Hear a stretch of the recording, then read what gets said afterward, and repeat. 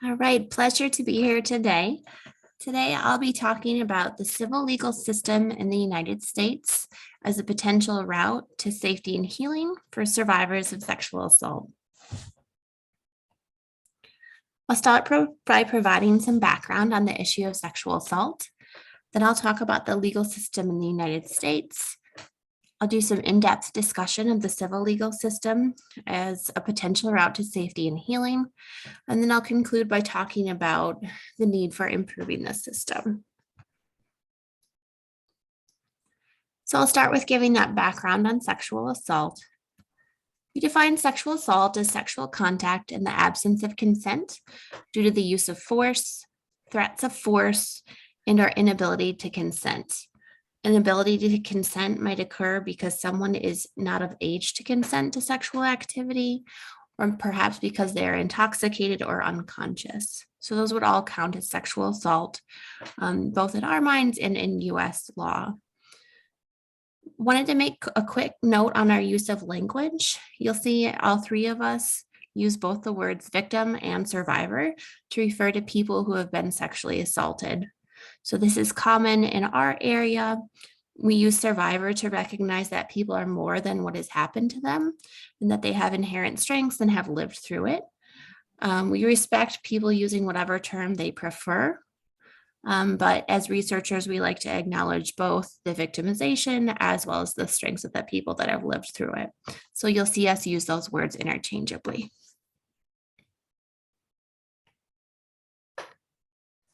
So sexual assault affects people from all countries on the globe, as well as people of all backgrounds and identities. It does affect people from all genders, but typically we see that sexual assault is male violence against women and other minoritized genders, such as non-binary folks and trans folks. We also see that sexual assault intersects with other forms of oppression, right? So things like racism and white supremacy, classism, ableism, etc. Sexual assault is also quite common. We find the World Health Organization has found that 1 in 3 women globally have experienced sexual assault. And data specific to the US suggests that 1 in 4 women in the US have been sexually assaulted. I think for the sake of time, I'll skip my cool map. But the World Health Organization has also found that sexual assault perpetrated by someone who is not their intimate partner, so not a dating or a marital partner, is actually particularly common in the US context. Survivors of sexual assault have multifaceted needs or many different needs. So one key need is psychological needs. So as the result of the assault, they tend to experience emotional distress in the short term, but also in the long term, they're at risk for a variety of mental health problems, such as post-traumatic stress disorder, anxiety, depression, substance use, and other long-term mental health consequences. In addition, they might have physical needs. They might have sustained injuries, sexually transmitted infections, unwanted pregnancy, things like that are all possible. So those physical needs might be need to be attended to.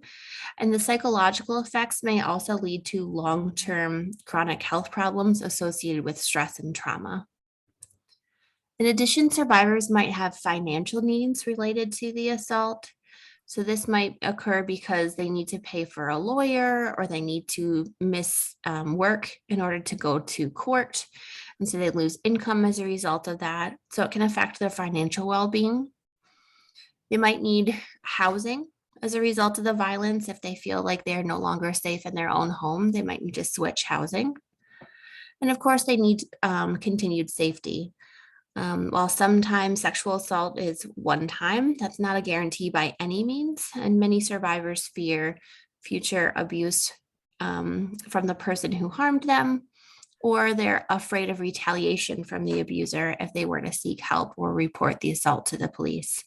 So they need protections for their safety. And then a lot of them are also interested in some form of offender accountability. They might want to pursue prosecution of the crime through the criminal justice system, or they might want some kind of restorative justice.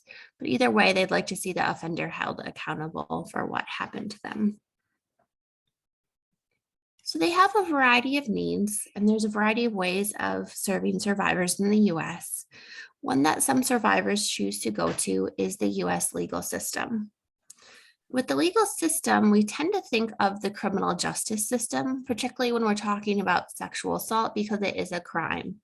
But the legal system in the US is actually composed of both the criminal justice system and the civil legal system. So I'm going to compare and contrast those now. So in the criminal justice system, a crime is reported to police who then investigate the crime. In the state or the government determines whether to pursue the case. In the US, this body is called prosecution. So they're the ultimate decision makers. Are we prosecuting this case? Are we trying to see it through court or not? The survivor then isn't the primary decision maker. They just act as a witness for the state. So they might testify in court, etc., but they don't make the primary decisions. Then when moving through the criminal justice process, the standard of evidence that needs to be met is beyond a reasonable doubt. So the state needs to prove beyond a reasonable doubt that this person committed this sexual assault for the case to be successful. Unfortunately, there's a lot of problems with the legal system, both globally and especially in the US. We find that there's very clear evidence of racial bias in the legal system. And this can be both against the victims or the survivors of the crime, as well as the offenders. So we see that women of color tend to have a more difficult time reporting and prosecuting their cases. And in addition, there are biases in the US where laws tend to be differentially applied to people of color when they have perpetrated some kind of harm. So this actually deters a lot of women of color from reporting to the criminal justice system in the first place because they know it's unfair to people from their own community. In addition, the process can be really re-traumatizing for survivors of sexual assault. So it's not very trauma informed. They might have to retell the assault a variety of times. They're asked insensitive questions. Sometimes they're blamed or treated with skepticism. They're having to discuss the assault in front of complete strangers. So emotionally, it's a very difficult and long process. And in addition, a recent review conducted by my colleague Erin here has found that only about 7.5% of these cases are actually successful. So the only 7.5 result in some kind of successful outcome where the person was convicted or admitted some kind of guilt for the crime. Finally, we should also note that a lot of survivors want other things. While some survivors do report to the criminal justice system because they do want the case prosecuted and they do want the offender to spend some time in jail, many other survivors feel like they want other options and they didn't have other options. So they'll talk about wanting to report because they want the offender to know that they did something really wrong and they needed them to understand that that was not okay. And they needed them to understand that they should never do that again. They didn't necessarily want them to go to jail. They didn't necessarily want to feel like they were ruining their life forever, but they needed them to understand that this was okay. And so those survivors also deserve some other alternatives. So the civil legal system then is an alternative system that people can use if they have been sexually assaulted. And this system in the US is used to address whether one party is responsible for harm to another. So it becomes not about was a crime occurred, but instead did one person harm another? And then if so, it helps determine remedies. So it can be things like financial restitution or paying them for the harm that was caused, etc. In the civil legal system, the survivor has a lot more decision-making power. So it's no longer the state deciding to pursue the case. It's the survivor at all pieces is deciding whether to pursue the case, whether to stop the case, whether to negotiate with the other party, etc. And there's also a lower standard of evidence. So we're no longer looking for beyond a reasonable doubt. They're simply looking for the preponderance of evidence. So think of that as like over the 50%, right? They really think the evidence is in favor of the survivor. Because of that, there's hopefully more of a chance of success in the civil legal system for survivors. So now I'm going to go more in depth into the civil legal system in the US and some of the protections it affords survivors and the ways it can potentially promote healing and safety for sexual assault survivors. So there's a variety of legal protections for survivors in the US. They do vary from state to state, but a lot of states have most of these options. And I'll also add that many other countries have some of these options too. The one that people are probably most familiar with and is most common in other countries is what's known as the protection order. So in the protection order, the survivor asks the court to tell the offender that they cannot contact the survivor and or that they cannot be in communication with the survivor or that they can't go to certain physical locations.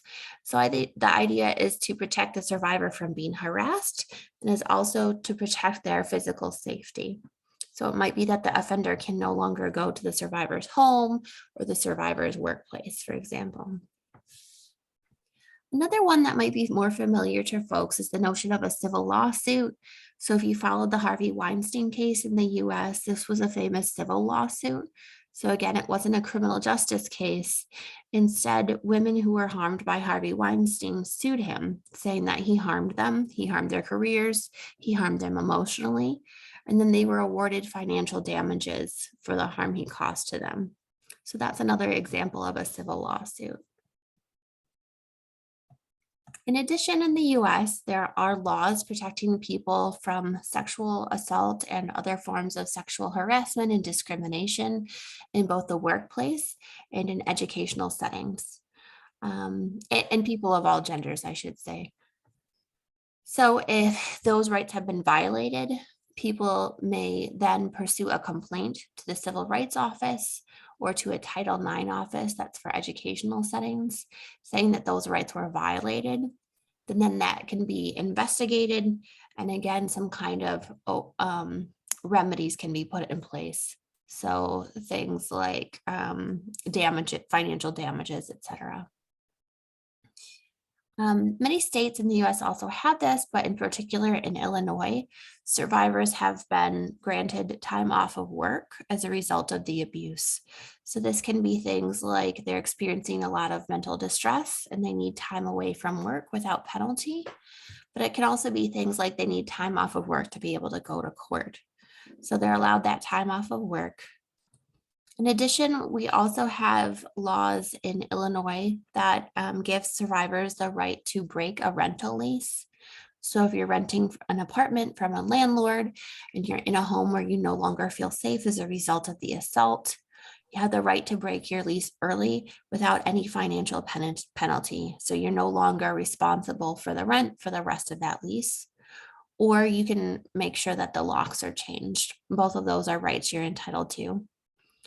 And then finally, for immigrants who are also survivors or victims of abuse, there are some specialized visas that people can apply for in the US, depending on the specific type of abuse you've experienced. So those are known as T and U visas.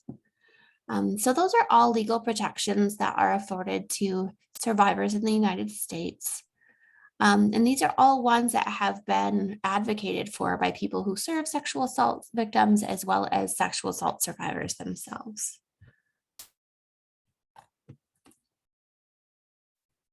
I also want to talk just briefly a little bit more in depth about protective orders so you have a better sense of the process.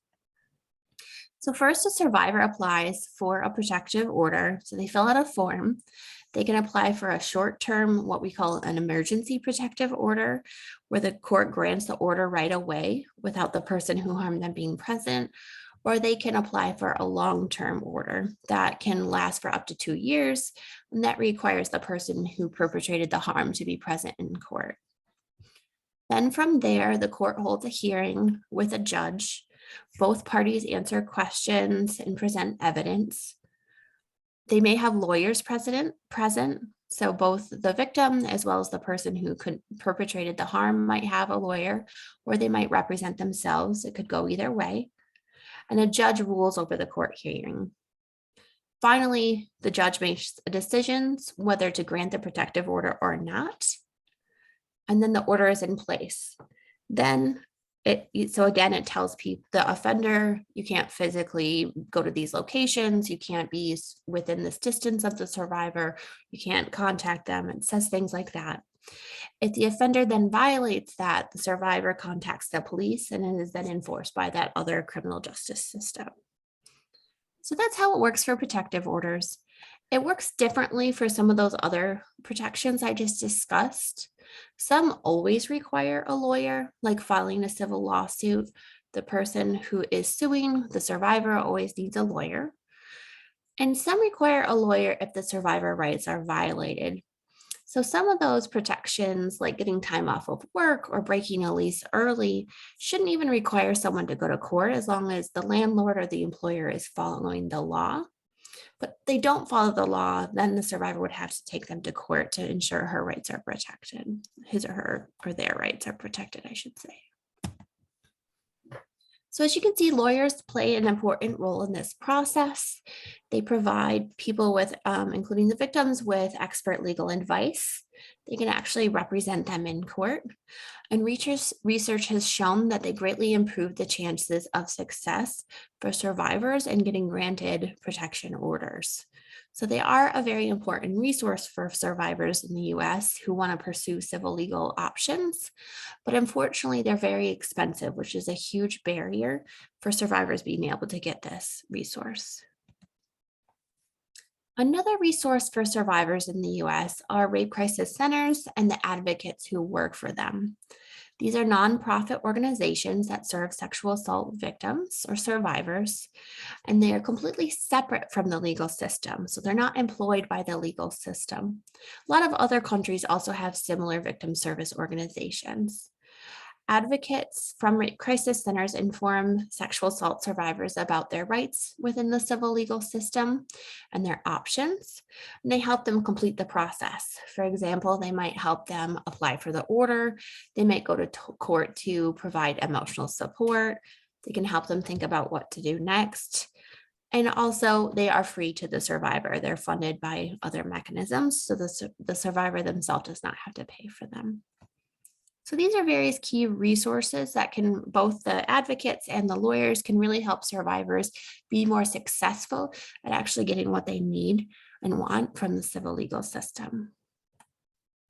I'll just conclude briefly with the need to improve the civil legal system for sexual assault survivors. So through these protections, the system does have the possibility of helping to promote healing and helping to promote safety for survivors. But we also see there's some needs for improvement as well.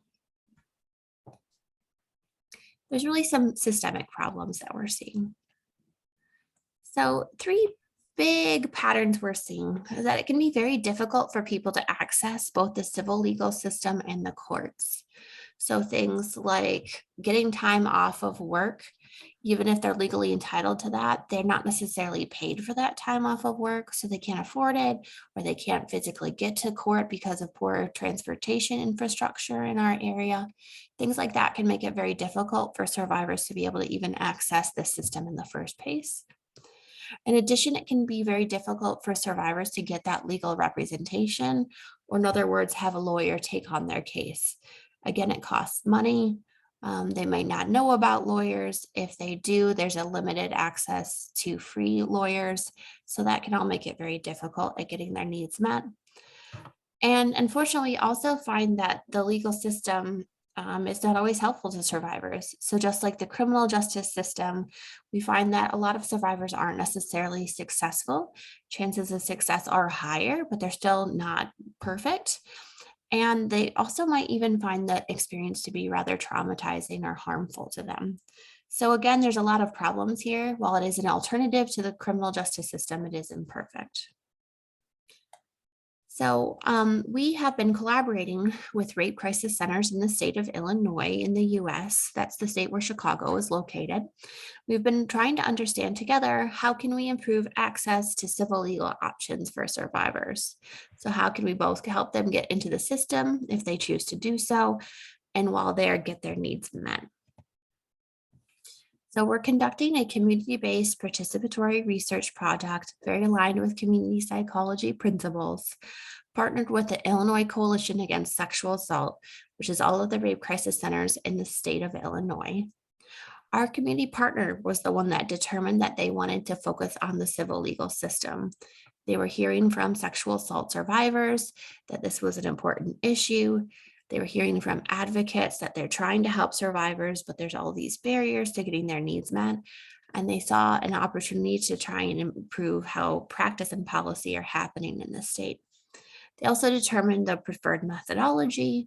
So we are conducting a mixed method study, starting with a qualitative study of advocates' experiences, attempting to help survivors, and using that to inform a more focused quantitative survey of survivors about their experiences with this system. Our partner aided in recruitment and also led the direction of the measures and edited our language, as well as assisted in contextualizing our qualitative findings. And again, together we'll be using this to inform state policy, state funding, rape crisis center practice, and also lobbying for systems change within the civil court system. So that's, thank you, grazie. That's my presentation. And next I'll be turning it over to Erin. Thank you. Thanks, Megan, for the overview and introduction to the civil legal service system in the United States and to our study. Oops, sorry. Our next presenter is Erin Hoffman, who will talk a bit more in depth about some findings from the qualitative portion of our needs assessment.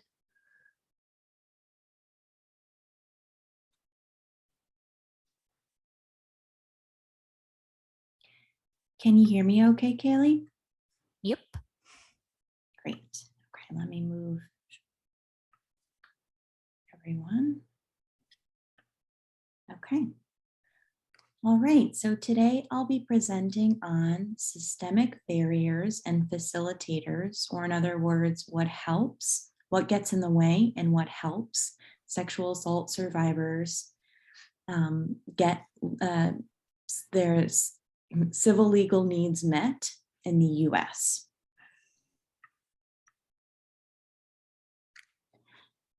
So as Megan mentioned, in the US, sexual assault survivors have multifaceted or many needs, like financial, safety, and educational needs.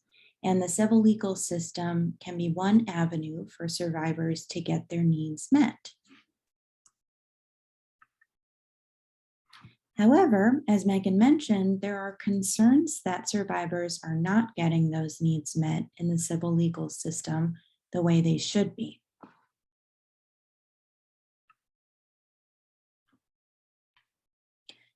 We know factors at multiple levels of analysis make it harder for survivors to get their needs met in the civil legal system. For example, at the individual level, survivors are able to access services if they have a lawyer. But as Megan mentioned, attorneys often cost a lot of money, and not all survivors have the money to pay for a lawyer. At the organizational level, there may be limited staffing to take on cases, or there also may be some misinformation between organizations about what services entail or are offered. At the community level, there may be pressures on survivors to avoid civil legal services or anything having to do with court, or there may be just some general misinformation about the process within the community. Can you all hear me okay? I see that Megan's frozen, which means I might be frozen.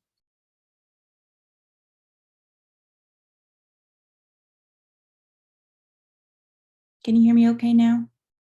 Okay, I think I was frozen for a second. And so at the systemic level, As Megan mentioned, also the system may be so re-traumatizing that survivors do not even feel comfortable using the civil legal system to get their needs met. And of course, we also know that there are connections between all of these levels.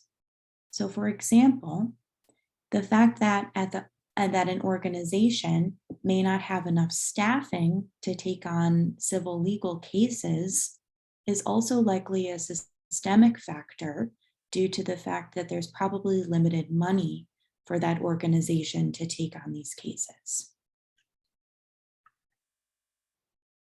So given the connection between all of these different factors, the focus of this presentation is really to look at these systemic level factors that are getting in the way of victims' needs being met in the civil legal system.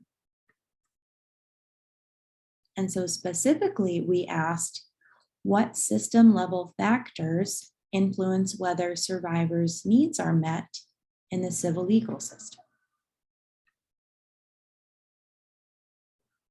As Megan mentioned, we used a community-based participatory research approach with our community partner, whom I'll call ICASA, who oversees all rape crisis centers in the state of Illinois.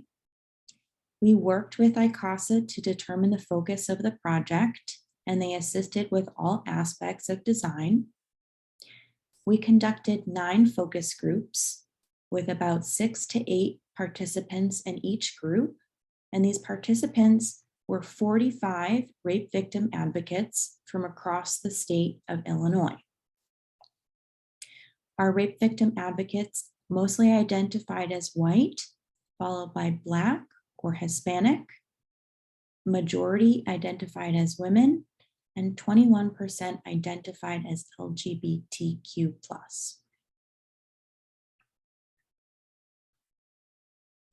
Our focus group protocol was developed with our community partner, ICASA. So we got their input on questions, how to frame questions, and whether there was anything missing from the protocol. We went through several rounds of meetings with them before we landed on the final protocol. And here are 2 protocol questions that are relevant to this particular presentation. So what helps survivors get their needs met in the civil legal system? And what are barriers to clients obtaining legal representation?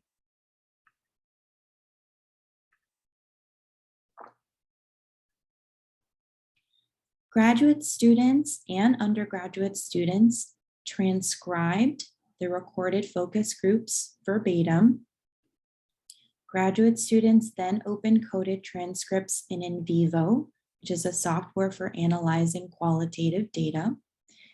We then worked with our principal investigator, Megan, to identify themes inductively, meaning whatever came from the data is what we took.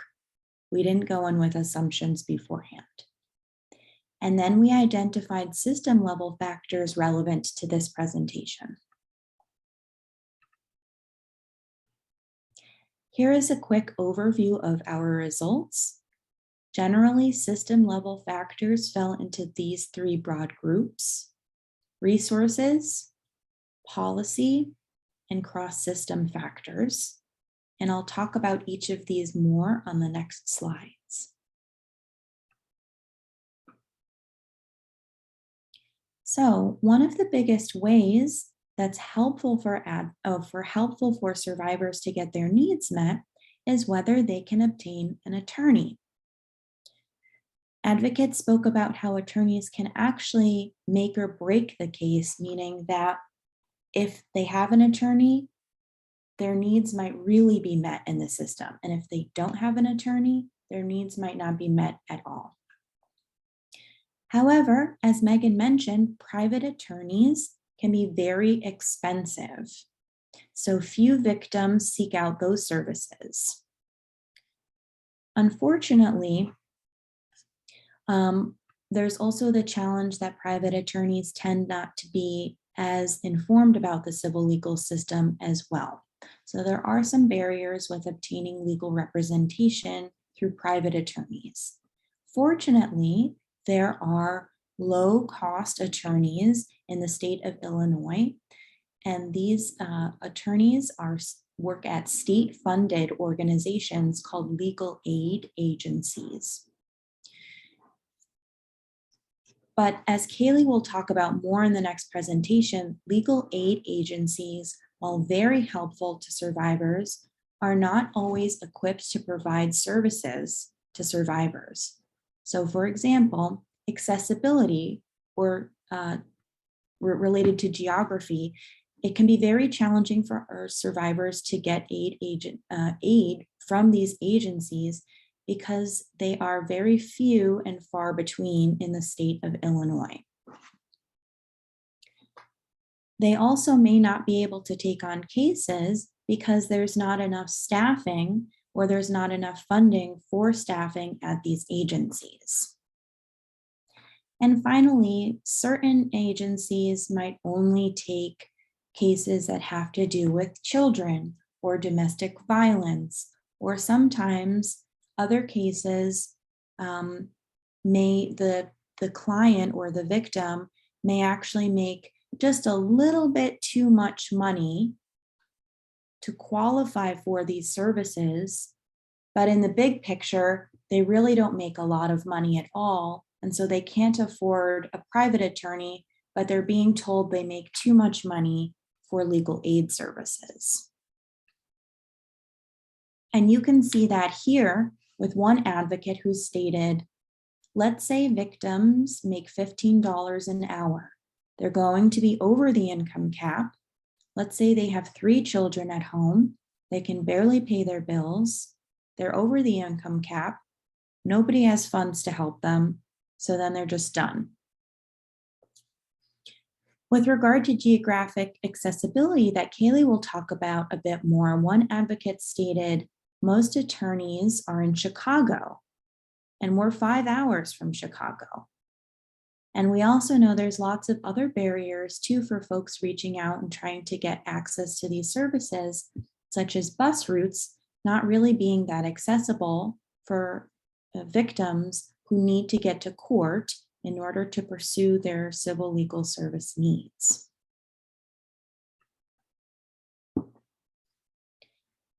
In general, advocates did not really discuss system level policy factors that were helpful in survivors getting their needs met in the civil legal system. Rather, they talked about policy as pretty much being a major barrier.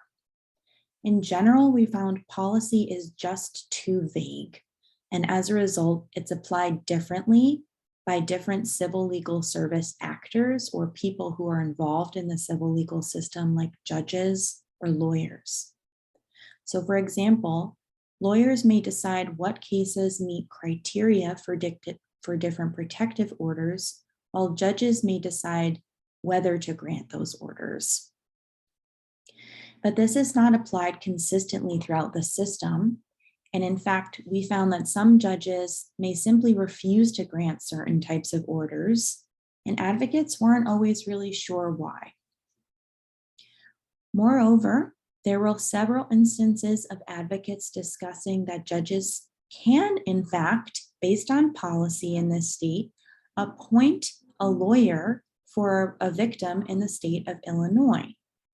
But seemingly many judges either don't know about this or simply choose not to, which has serious consequences for survivors and their case.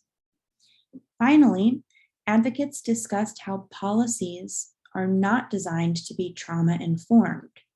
For example, in the state of Illinois, as Megan talked about, there is something called an emergency protective order, and victims have 2 weeks to seek an emergency protective order. But many judges will tell victims their case does not meet criteria for an emergency protective order if they are seeking the order after just a few days, even though the law says you have up to 2 weeks to seek that order. And so judges are applying a more strict rule than the law states, which is not trauma-informed. And you can see that here with one advocate who stated, even though we get that laws are open for interpretation, I think there should be clearer guidelines for the emergency order of protection. I don't think judges should be able to pick 2 days and it's an emergency, and some other judges get 3 weeks.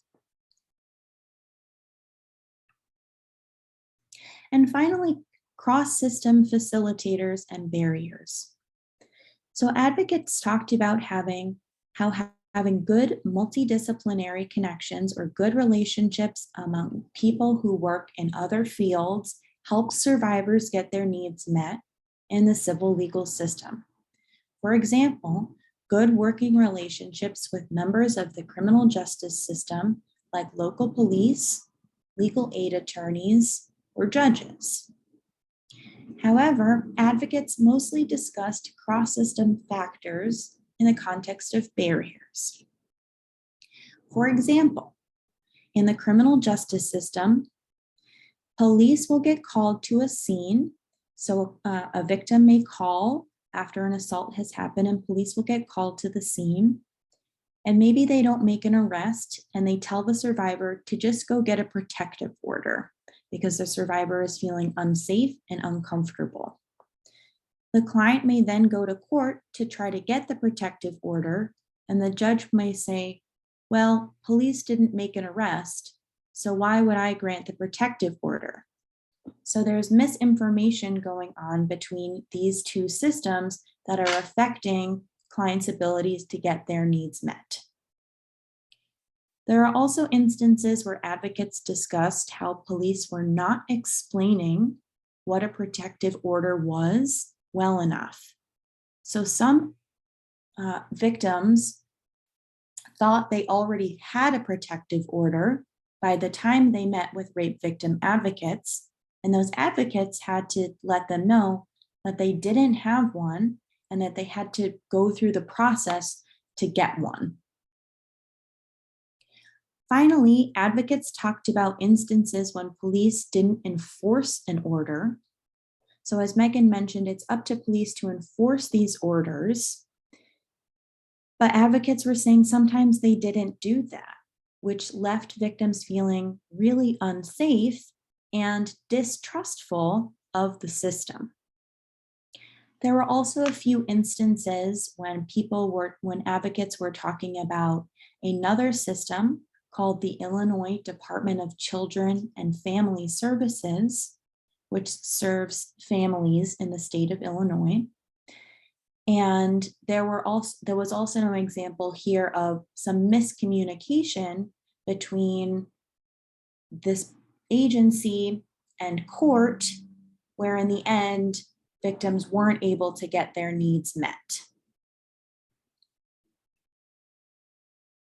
Here is an example of an advocate discussing how police sometimes do not enforce orders or enforce them in the same way that they should be. I think it's just the basics that the officers don't seem to understand. Like, it's not your job to pick and choose what parts of the order to enforce. Like, you enforce the order.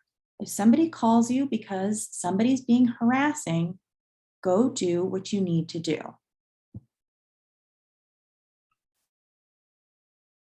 Okay, so limitations and next steps.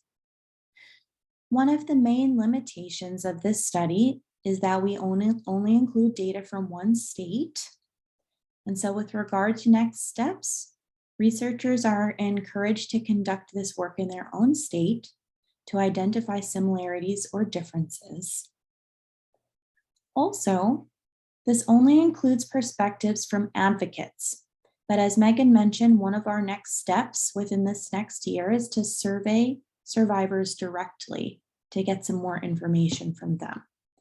Researchers are also encouraged to include perspectives from other civil legal folks like law enforcement, lawyers, and judges. And overall, we think this work can be used to inform funding, policy, and systems change. So for example, There may be opportunities to help improve relationships across systems.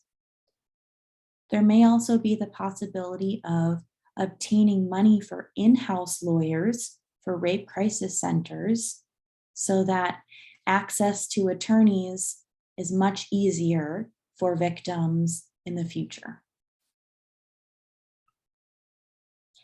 And I just wanted to say, I think based on this research, the big takeaway right now is that in its current state, the civil legal system is kind of offering more problems than solutions to survivors seeking to get their needs met. And we're hopeful our research and future work will help turn this around. Grazie, thank you. And next up is Kaylee.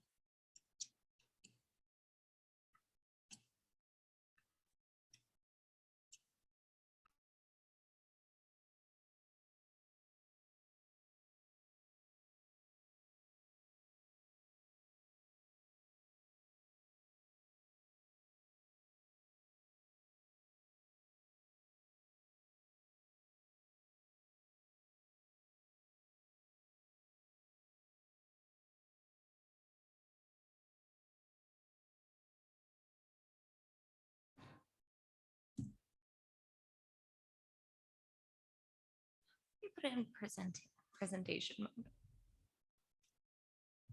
Grazie.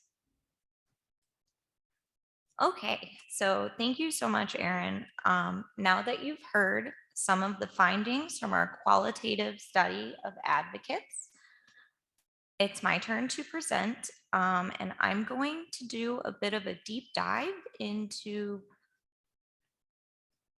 part of what I'm looking at for my dissertation, which is related to examining geographic components of civil legal accessibility.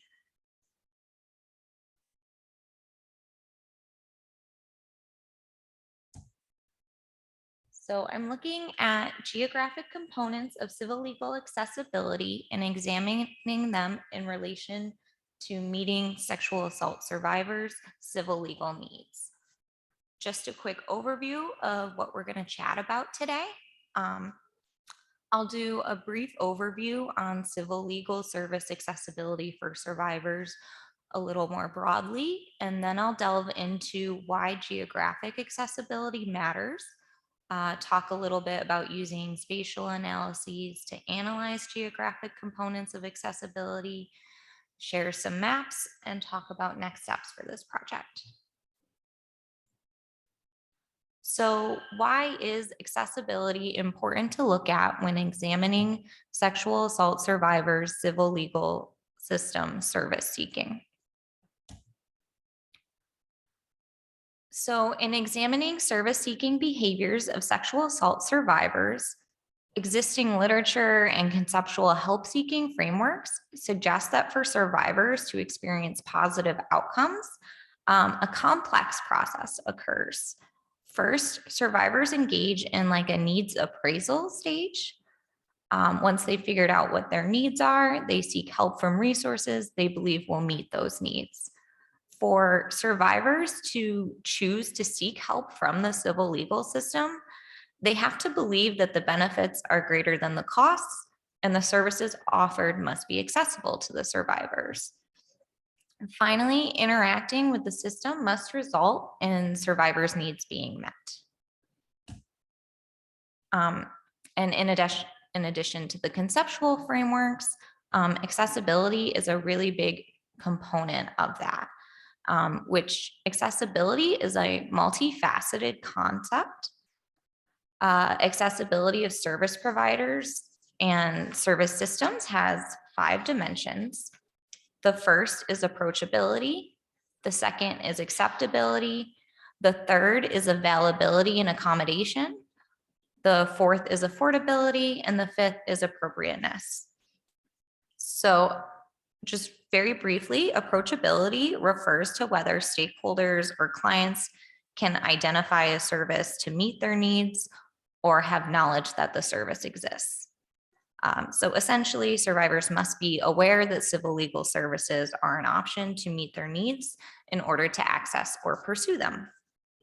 Acceptability refers to whether the population intended to serve, so in this case, survivors, choose to seek services and finds them acceptable for what they're trying to accomplish.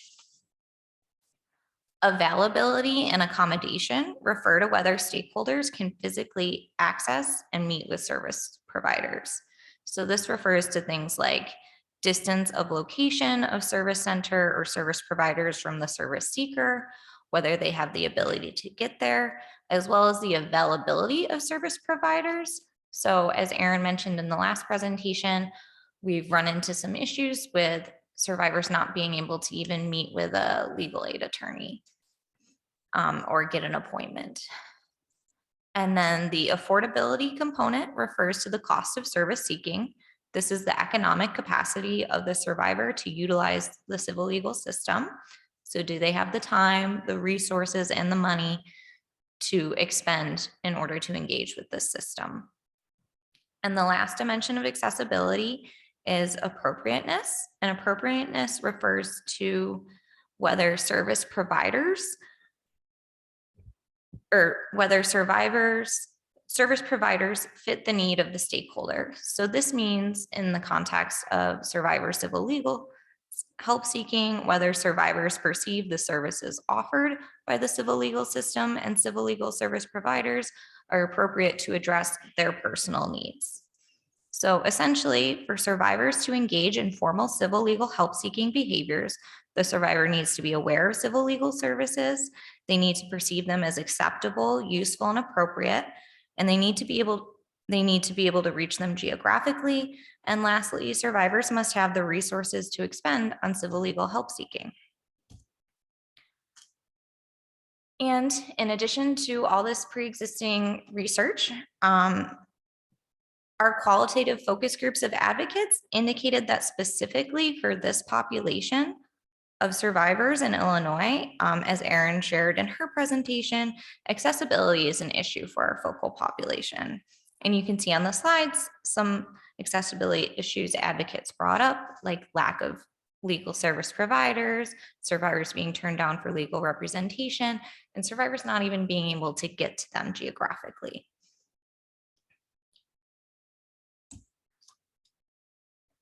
So specifically for this study in my dissertation, I'm focusing on the availability and accommodation component of accessibility.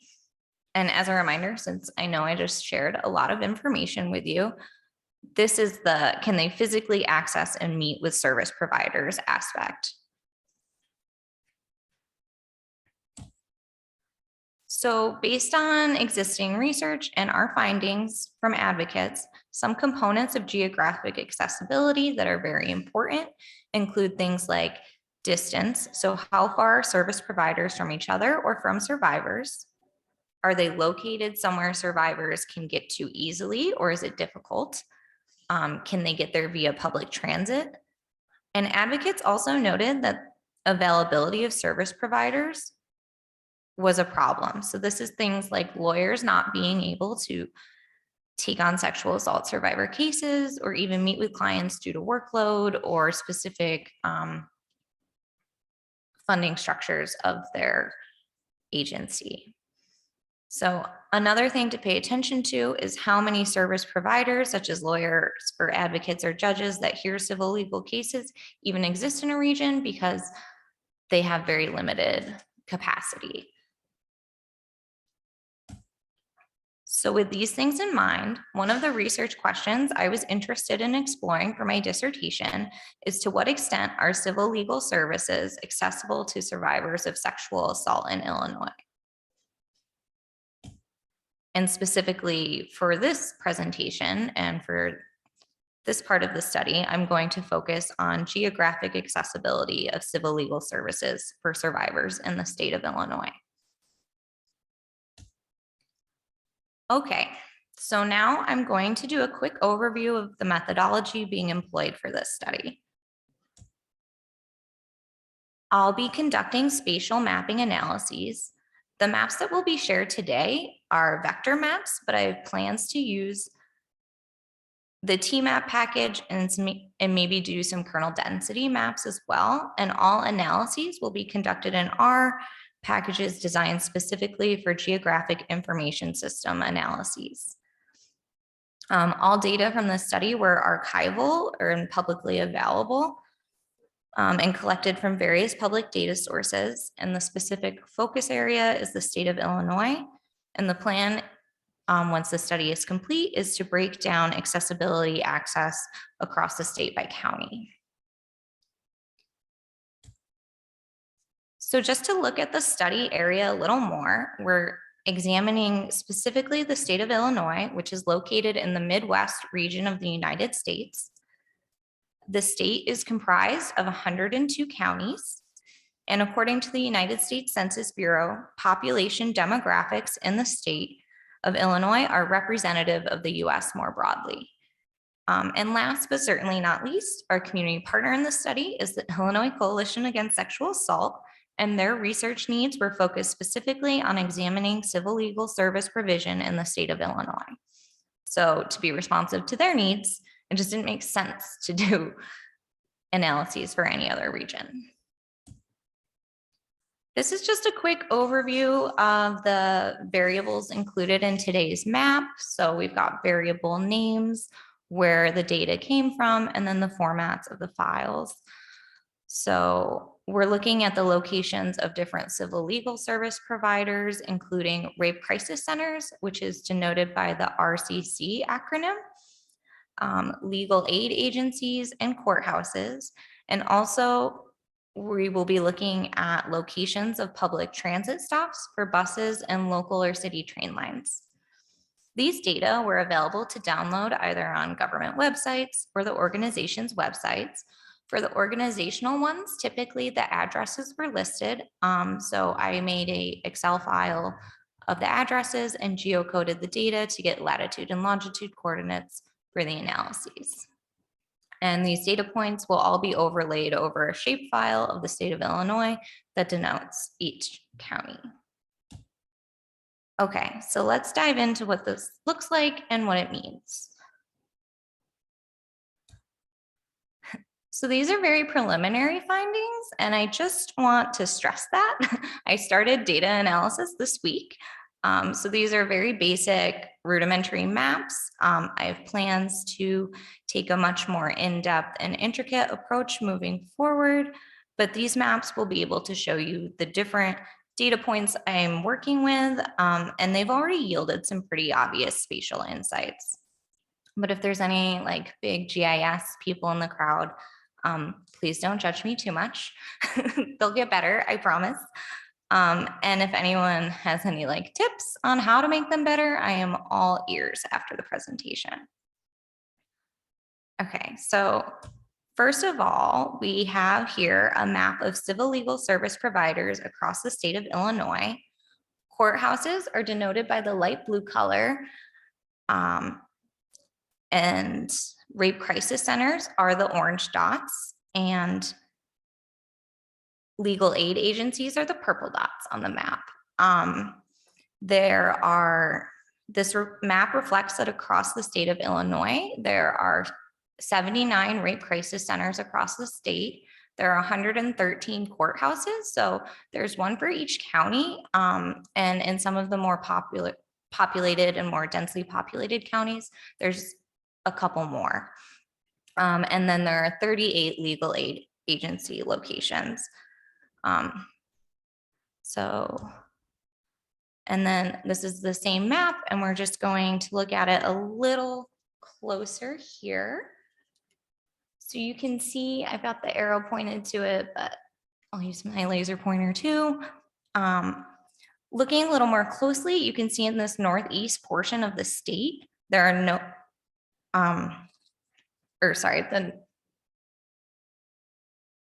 the northeast portion of the state, most providers are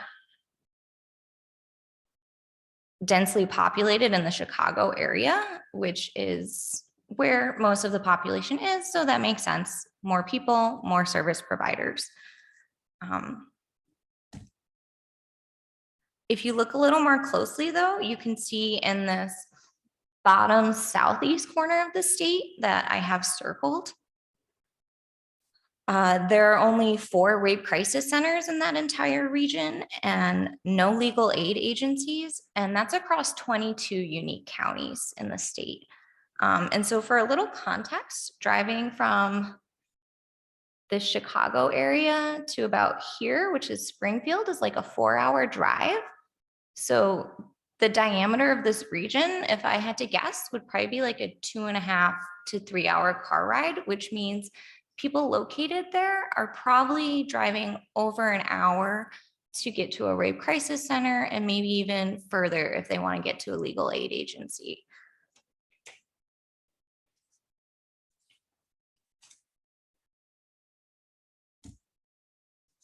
So now looking at public transit data, this is where bus stops are located across the state. And again, they're largely clustered in urban areas, like in the metropolitan areas, or even some areas with universities have some bus systems. And that's what those clusters indicate. Still, you can see there are large portions of the state with no bus or transit access. So I have those circled. So in areas, and you can see in the bottom corner of the state, the areas that don't have as many service providers also don't have transit to take you to them, which makes it even more of a struggle to get there. So they really need a car or access to a car for it to even be feasible for them to meet with a service provider should they want to engage in civil legal help seeking. And now this is where public train stops are located, and they're predominantly clustered in the city of Chicago. In the state of Illinois, we do have like a few Amtrak trains that do like some cross-state, have some like cross-state rail lines, and there are some metro trains that are like located in the suburbs and take people into Chicago, but we don't really have any like city to city train transit. So it's all concentrated in that metropolitan area. All right, so this was just a quick snapshot of what geographic locations of service providers and public transit looks like across the state of Illinois. But what does this mean and what can we do with it? Well, first of all, as community psychologists, we know that our community partners typically aren't researchers. Thus, data and findings need to make sense to practitioners and people who are actually going to use the information. Our community partner, the Illinois Coalition of Sexual Assault, is super excited about the idea of having a visual representation of what service provision looks like. And honestly, being able to look at it and see with your own eyes where there are gaps spatially in service provision can be very useful. So some potential uses I've discussed with our community partner that they're specifically interested in are they're excited to be able to use spatial maps and data to share information with their state level funder and sexual violence policy decision makers in Illinois, to use the maps to identify potential areas for improvement and also to look at their own internal organizational structure. So they're a network of rape crisis centers, and they're very interested to see if there's gaps in the state where they need to maybe open a rape crisis center or shift some services around. And so this is going to be like a pretty iterative process with them, and I'm going to share maps and then they'll look at it, decide what they like, what they don't like, and it'll probably take about a year for us, I'm guessing, to finalize these data. Okay, so some limitations. Again, I really want to stress that this is preliminary data and preliminary maps. We have a lot of next steps. Additionally, this is only one aspect of accessibility. While spatial maps are useful, they only get at one of the 5 components of accessibility. So for instance, in the regions where there are no public transit options and limited service providers, that denotes a spatial gap. However, it might be also true that in that region, everyone has a car. So while it's inconvenient to drive over an hour for services, it's not impossible and may not be a deal breaker like it is in other areas where survivors perhaps do not have vehicles. So this project has quite a few next steps. The first one is making some more maps. I'm planning on adding some more detail and combining some of these data points into one overarching map. We're also thinking it might be nice to break the state up into different regions so we can take a deeper dive looking at those and with some more specificity. I'm also planning on creating a composite accessibility index using these data points for each county. So then each county will receive, like, based on the service providers and public transit available in that county, a composite accessibility score. So then our community partner can just like look at their score versus instead of having to look at each data point in each county to see whether service provision or like civil legal services are accessible. I'd also like to make a interactive map. So like using the TMAP package where you can like point and click and actually like see the data in real time. And then the next step, we also are doing the second part of our study, which is focused on survivors specifically, and we're developing a survey to look at their perceptions of civil legal services in the state. And we're also going to get at their perceptions of the accessibility of civil legal services. So hopefully that'll get at the other 4 components that and provide some complementary or supplementary data.